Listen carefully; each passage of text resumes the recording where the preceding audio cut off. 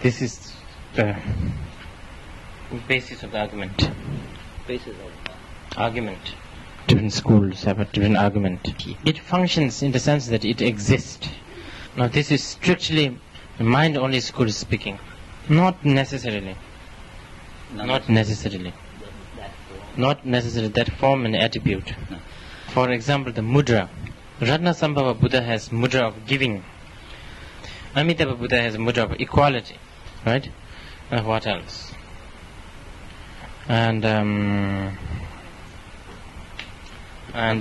someone, who is it? Akshobhya, maybe. Akshobhya. Has a mudra of protecting. Now the gesture is not really the important here, but the protecting, the generosity and the equality is the more important. But different people have different gesture on generosity. Usually it's like this, this, and protecting is kind of. So this, if there is a sense of that, then it's okay. The attribute and also the wrathful and peaceful is also like that. As I said yesterday, wrathful for some people, what is wrathful is not really a wrathful to someone else. The different movement in different parts of the world also. Is it Greece? When they note, when they say yes, actually they do like this, and that makes so difficult. When people give you food, you said no. They give you. You said look at the life without judgment, fear, hope, etc., and knowing the suffering. In this case, how to know if there is no judgment? This whoever asked this question is getting into this Buddhist philosophy. I have a feeling. When you read the Buddhist philosophy, it is a layer of contradictions. Sometimes I feel that it is the way how the Tibetan texts and the Sanskrit texts were written.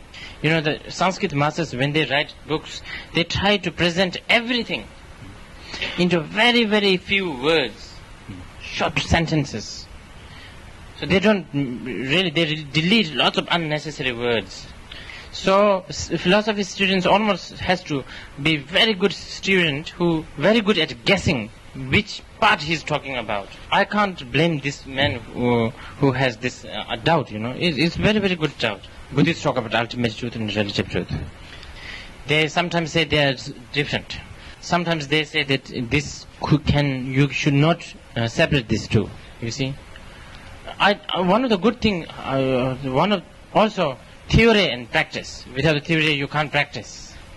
But then, when in the theory, everything is emptiness. In the theory, they say, don't believe just because Buddha said it. But when it comes to the practice, you must obey Guru. Like that. These things, makes people difficult to understand. I really, I understand this. You see, but look at this.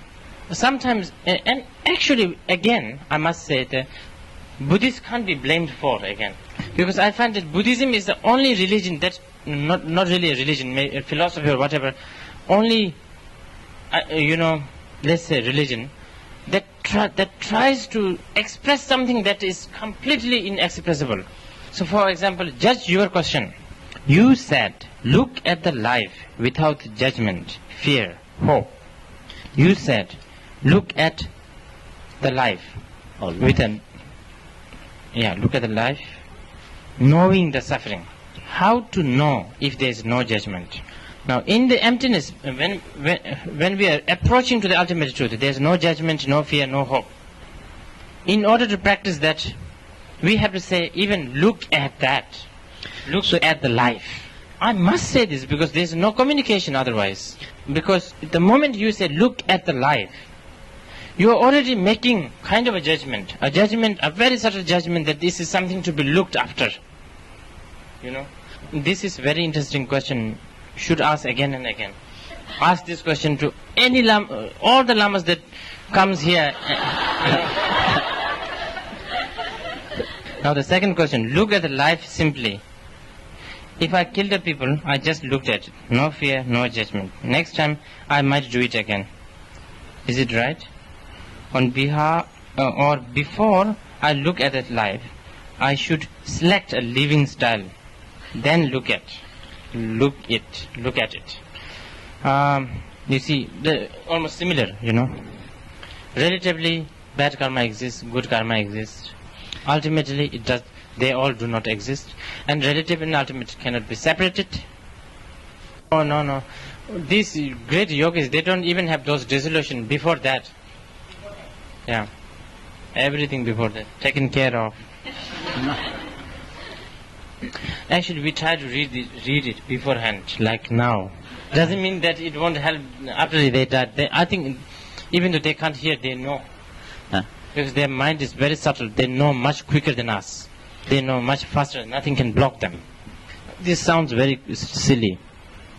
But it's like this. Because we have eye, we actually see limited. We see limited. Okay, we see white and that's it. This white will never change. White is always white. Now, if we have lesser sense, then actually our object becomes limitless. 所以呢，同样，如果我们的观能很少 Not really object also becomes subtle, more subtle. I should not say less sense. I should say subtle sense, subtle object, which means less obstruction. 3 more questions.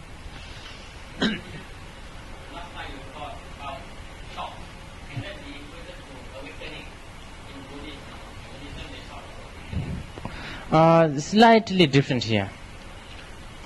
In Buddhism, there are some shocks, those performed by Mahasiddhis are slightly different here. I didn't hear the question. Doesn't matter. You say that those who are going to be born in the formless realm doesn't have Bardo? I think they have. Who says that? Bring him here. You say formless? Yeah, those who are going to be born in the formless realm. Well, if the formless realm being die, then maybe the lesser dissolution, because there's nothing to dissolve, right? Mm-hmm. But of course, there is again all the subtle part of dissolution still exists. Now, one more. I think it appears to everybody, but not necessarily how the book describes. You can't blame this writer of this book. This commentator. He has never been to the United States. He never expected in this world there could be, yellow color hair. I'm sorry, I should say blonde. One more maybe. Yeah, one more. Yeah. You mean you? But you see, as I listen to your question, you are thinking that this dissolution, you are kind of imagining that dissolution is coming slowly and this, generation of the faculties of awareness is kind of growing nicely. There's no like that, It's just like this finished. The dissolution is there and the generation of the awareness is there and we are back to the square A. Most of the non-practitioners. Now why we are practicing here? To stretch that duration of that bardo or that gap and look at there and watch there and dance there and have fun there. Kind of example enlightenment. Yeah, that's good. Good doubt. Okay, one more question. Before we go through this, I want to tell you that from tomorrow we have this triple vision thing. Yeah. Rinpoche 说，在开始以前，他先讲说，明天原来排的是那个就是3种见地的教授。I've been thinking over last night. It's going to be a quite difficult one because we have only one day. And to do this triple vision, I mean to do it kind of traditionally. Just read the book, and get some few points. And now, the purpose of we doing together this triple vision discourse is to make us understand, make only not you understand, but me also understand from your help and with your help and with each other, helping each other. The triple vision into more on the ground level, ground to earth kind of practice, But that needs a whole range of a language. Like this time we call gap instead of bardo. Shocks, instead of Bardo's experience. You see, we need to have different language. We need to kind of rearrange, introduce different language, and that means that for a 1 or 2 days, the students has to just be familiar with the language. So, in other words, that we have to have a language class in the first place. So, with all this, I don't know how the triple vision will be successful. And in the whole world, the Saturdays and Sundays are kind of holidays. There's no reason that why Buddhists should not have holidays. And certainly I don't think Buddha died on Sunday. We might as well have a nice time, don't you think? How about that? Anyway, we will talk about it slowly.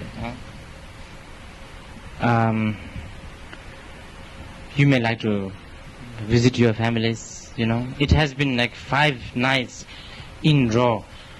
And you need some time to think over these things. You need to sort of sit down and think over it.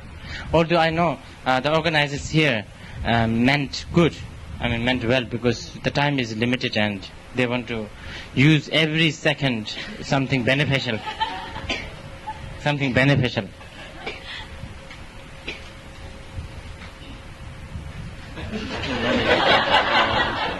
I think they understood. Don't worry. So now we have the 4th stage, Bardo. Now which we call the karmic Bardo of becoming, or karmic Bardo of forming.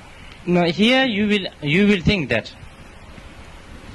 we will be talking about how we are going to go through all this rebirth business. Now the rebirth is something that we have to really know. What is rebirth? We are talking here, at least. Is this a big rebirth that we usually talk about? Or is this a moment by moment rebirth that is taking place in each and every moment?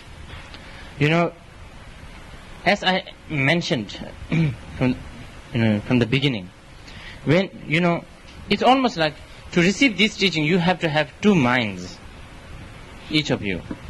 One that is listening to the Bardo teaching as a subject based on gross levels. Then the other is listening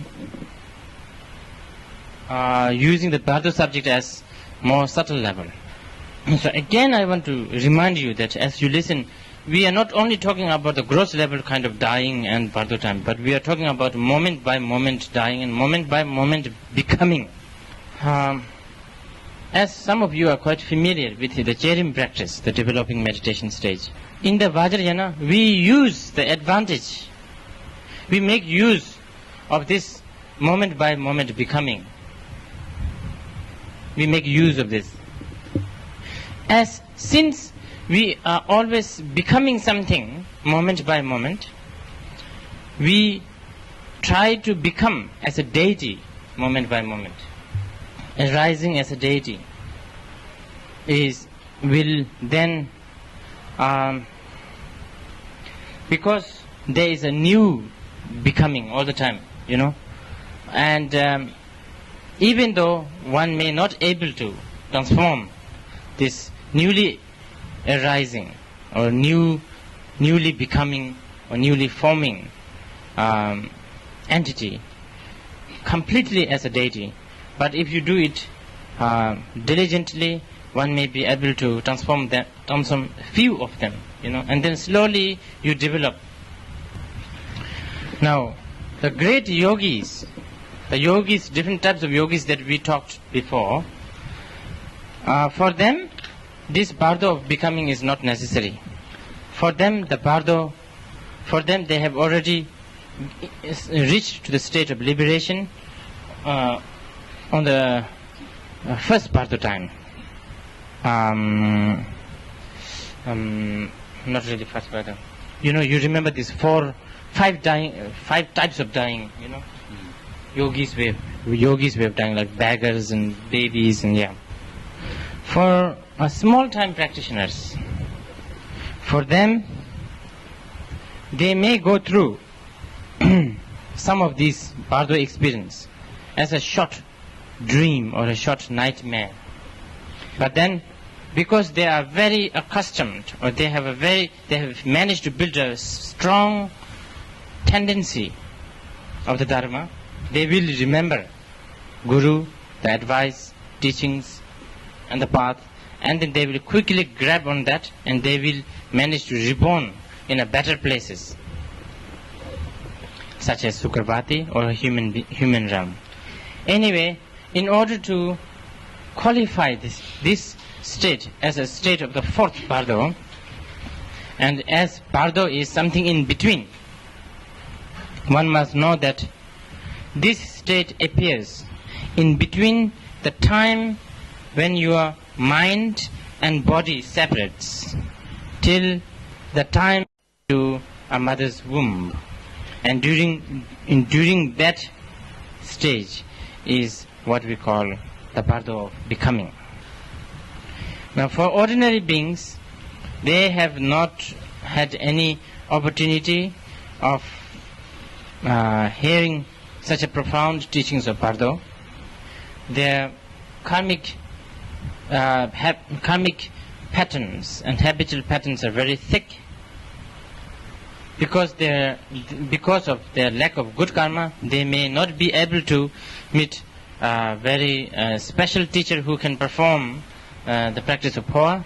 Even though out of the compassion of some of the teacher does Poa practice and Poa transferring the consciousness, because this ordinary being is not accustomed to such things, the person will have difficult time to appreciate such a teaching, and instead there is a danger that he may not understand and have wrong views, because such an unfortunate being is in panic, and when you are in panic, you want to, when you are in panic, and especially if you are a very proud man, very egoistic person, then you want to accept everything, but your pride doesn't allow you to accept. So you just cover. So for ordinary being, when as all this dissolution of the elements and wind are finished, when they reach to this state of dharmata, as I told you yesterday, they will faint. Now we call it faint, but what really happens is they don't recognize. Not recognizing state is described as faint here. And right after that, almost spontaneously, your consciousness will come out from your body with a sign of dropping your red and white drops from the nostril and from your secret place.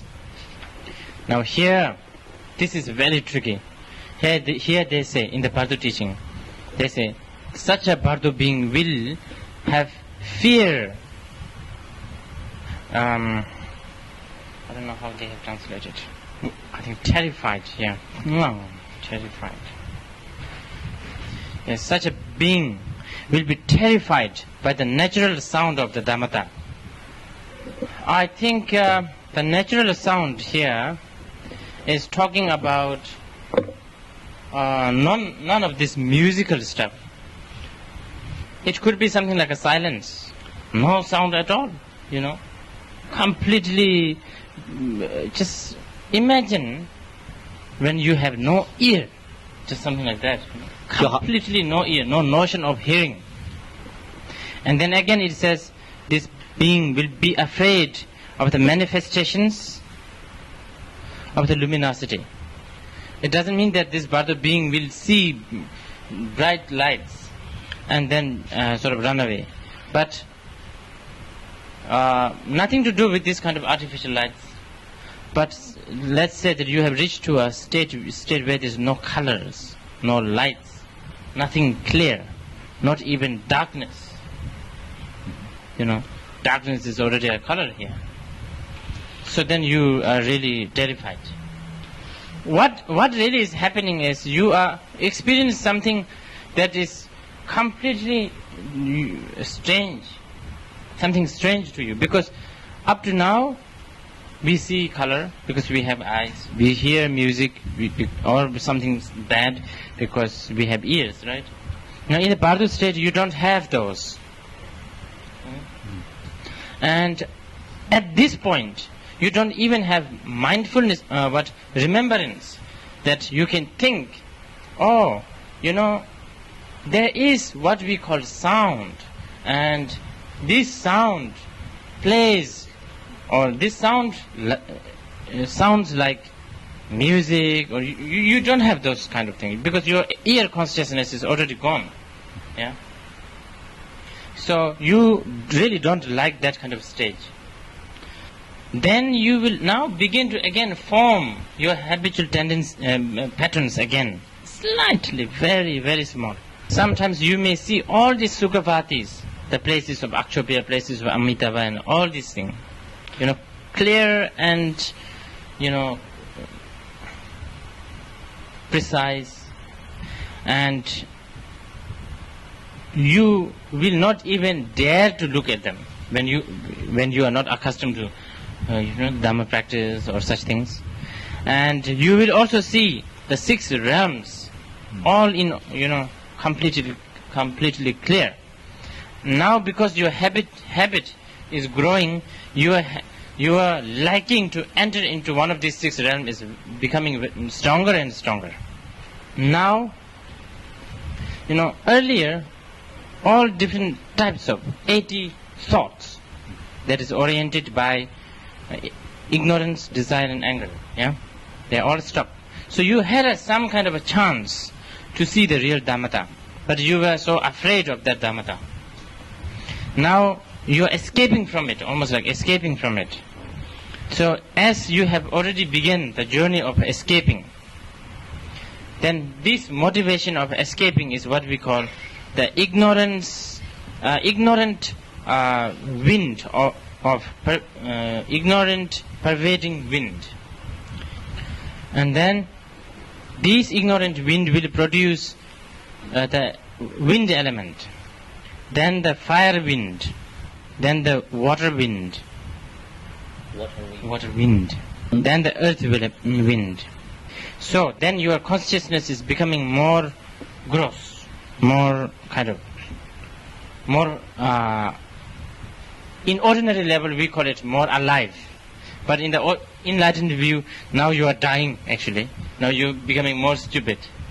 As these things begin, then 40 types of desiring thoughts will then again start. I mean, what was dissolved now will appear again. And then what? Oh no, ignorance. First ignorance, then the desire, and then the what? Anger. Even though you don't have the gross element itself, because you have earth element, earth wind, water wind, the wind aspect of each different element, you will also have some kind of a form, like limbs, like body, whole body, some kind of perception that is also not really solid, but just kind of you will feel that you have some kind of a body, because you are not depending on the gross objects. Your refined body and your refined this sense has some kind of a light. Then you will your food will be mostly smell, and you will have some kind of omniscience, kind of what other people are thinking, kind of. They could be good fortune teller, and they can travel everywhere. Thousands and thousands of miles they can travel in 1 minute, 1 second. And nothing can stop them except 2. The Buddha nature, because if you go there, then if you manage to go there, you get enlightened. And then mother's womb. Because if you go there, then the character of what Bardo of forming is lost. Then you have reached to the Bardo of natural Bardo of this life, right? You may also be able to perceive the fellow Bardo beings who shares the same karmic, and the experience is just terribly uncertain. For example, you may meet your own great ancestors there, whom you think you know, and they think also they know. And in 1 minute they are talking to you. They will be, maybe you can be nice with them, they can be nice to you, and next minute they will be completely stranger, that you will be fighting with them, you don't know their names, things like that. Just completely chaotic, completely uncertain. Most of these Bardo beings, most of these ignorant Bardo beings, they don't know they have died, as I said yesterday. So with strong attachment, they will try to protect their belongings, house and stuff like that. When you see, as you have kind of a little omniscience, when you see your friends, your wives, your husbands, your sons and daughters are using your precious things and opening your cigarette boxes and things like that, then you will have terrible, what do you call it? Feeling. Even you try to stop them, it just can't happen, because they don't see you. Because you don't have, and except for dedicated food by mantras or mudras, you will not be able to kind of get a job in Bardo and earn money and buy food. You can't do that. So lazy Buddhists can always go there, especially if you have a compassionate guru. Because you don't have any solid body, you will always feel that you are like kind of that small feather, bird's feather. In other words, you will always like to kind of hold somewhere, but doesn't really help, because you are always floating. You are being carried away by different, not wind, your own movement. You could like to catch the wall, but it doesn't help. You will be blown away from there. And these crazy people, I think they feel something like that. Here, this gentleman asked me a few times that he wants to know about natural Bardo of this life. Actually, this is natural Bardo of this life. It happens towards us. We are not certain. We are always clinging somewhere, trying to settle somewhere, but we are always floating all the time. There are things like 6 different kind of uncertainty. And this is one of the Bardo of becoming's special qualities. Place is uncertainty, so therefore you can't buy a flat you can't buy you just can't settle anywhere. You can be in 1 minute here and you might like it, but next minute you are somewhere you feel you don't like, But if you're a good practitioner, you don't care, and that's good. But then you see most of these Bardo practitioners are not really good practitioners, so they really do care. And 1 minute they may get a good place to sleep, and then they really cling on it, but their karma really doesn't allow them to stay there. So they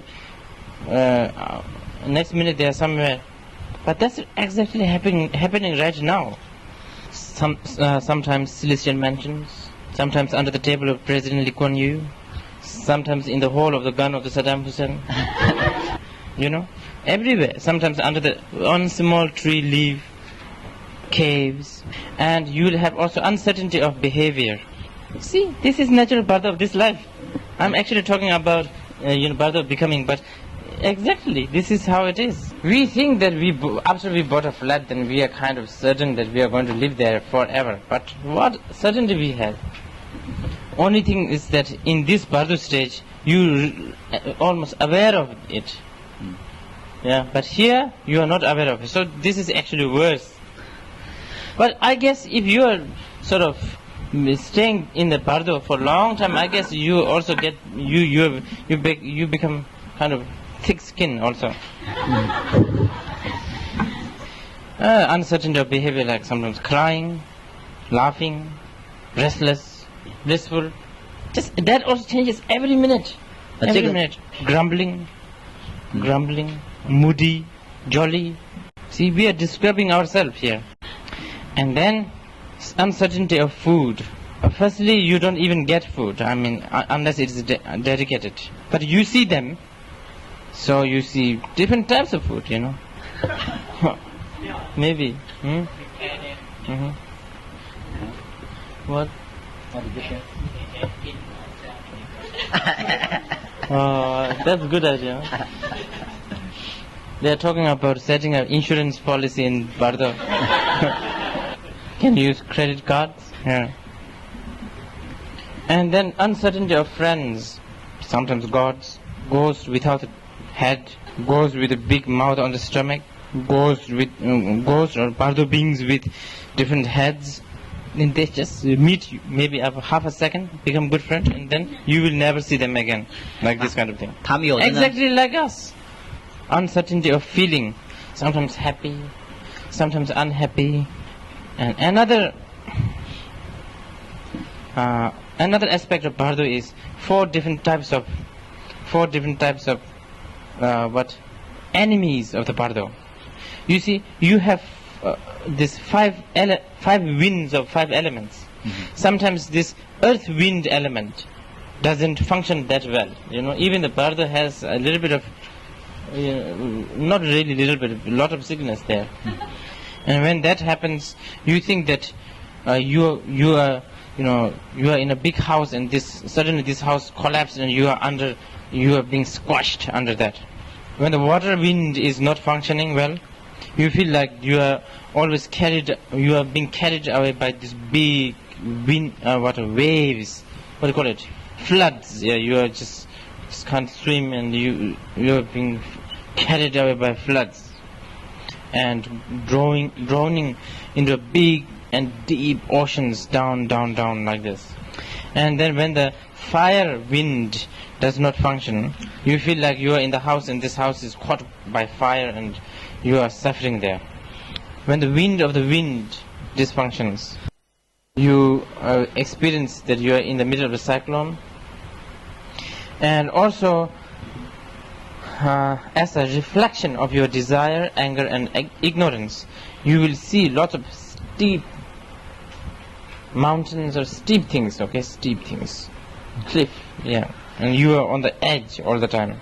Sometimes, like whole year, you just go through this foggy, snowing, and cold wind, and your mind thinking that you are going somewhere, you have an aim, and then you go and go and go and go and go, and for 1 year you will go like this in the snow, and then once you reach there's nowhere to reach, and then yet you have to begin another journey, like walking through a desert for years and years, like that kind of experience. Sometimes you will feel that even though you don't see the animals, you will feel that big animals such as tigers or lions are chasing you, and so all you do is just escape and hide, even though there's nothing.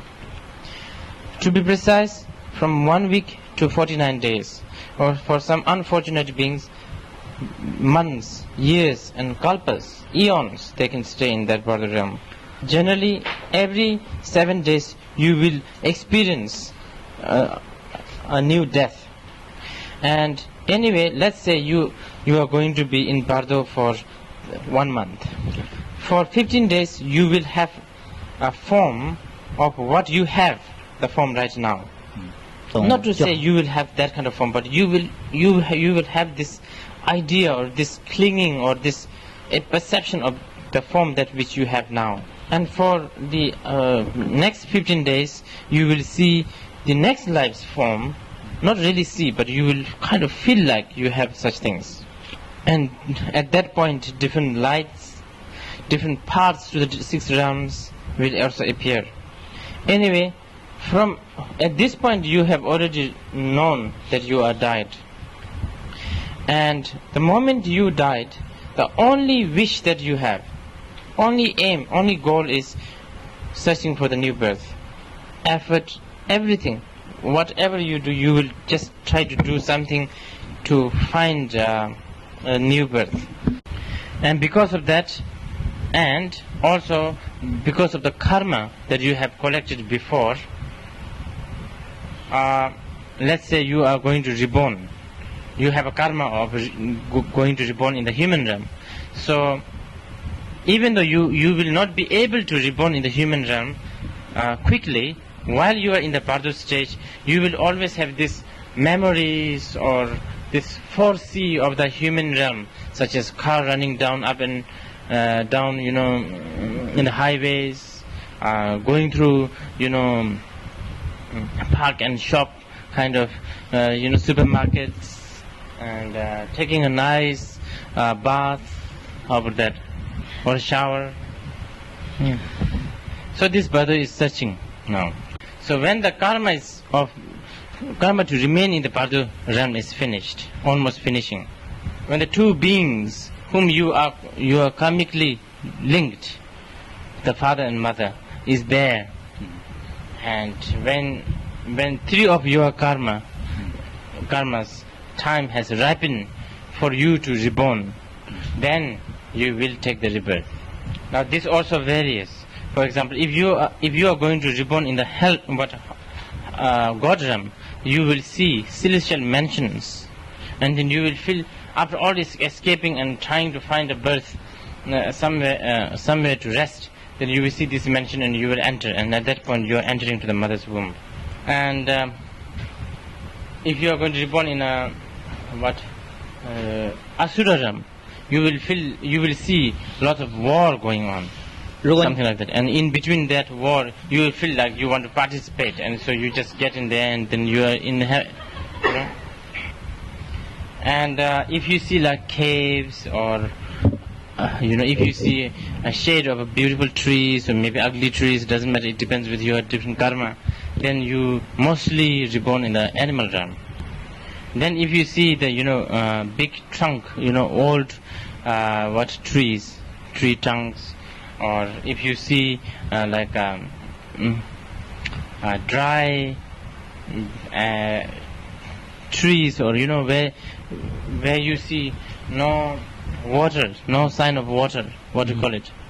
Kind of not really desert. Doubts, yeah. If you see that kind of place, and if you go there, then you mostly reborn in the hungry ghost realm. If you see iron gates, or sometimes even like music, or like fast music going on somewhere, and if you go there, you are going to reborn in a hell realm. Fast music? Yeah, fast music or slow music, whatever. And for human beings, if you see like beautiful lakes with lots of swans, things like that, and if you feel like diving there for a swim, you may reborn in the eastern planet? What's the name of that? Jambudvipa, and then what is it? Yeah, in the mandala. Come on. Anyway, there's the eastern planet.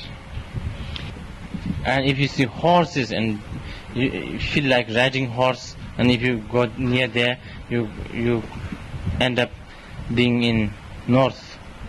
These are just examples, If you see cattle, and if you feel like sort of walking near there, and if you do that, you may end up west. Then even for this Jambudvipa, this planet, it varies. You see, if you see a lot of mist, and if you sort of out of curiosity, if you want to see what is behind this mist, then if you go there, you will reborn with not complete quality of this precious human body. And if you see beautiful house, or maybe a big party going on, then there is a slight chance that you become better person. Anyway, sometimes you even see your parents mating, and as you see them, you will if you are going to be a son, then you will have jealousy towards your father, and then desire towards your mother, and then that's the last kind of emotion that makes you enter to the mother's womb, and vice versa. So these are the Bardo of becoming. Any questions they want to ask? So anyway, I will just complete this. So therefore, to make it very short, whatever you do in this lifetime, you will think that you have to see that these are like a dreams, these are all illusion. And one must also think that I have actually died, and I have now actually reached to this Bardo stage sometimes. And all this appearance that appears within my perception are all actually Bardo appearance. Let's say you go tonight somewhere and some people try to mug you. You just think that this is a Bardo experience. Let's say you are having the best kind of lunch in the top of the Hilton Hotel or something. You just think that this is a Bardo experience. Yeah. That reminds again and again and again. And I guess that's about all. So, few questions you ask me, and then I'll ask you some questions. We will quickly stop since it's kind of, What? Take the joy out of living. Oh, we can enjoy in the Bardo.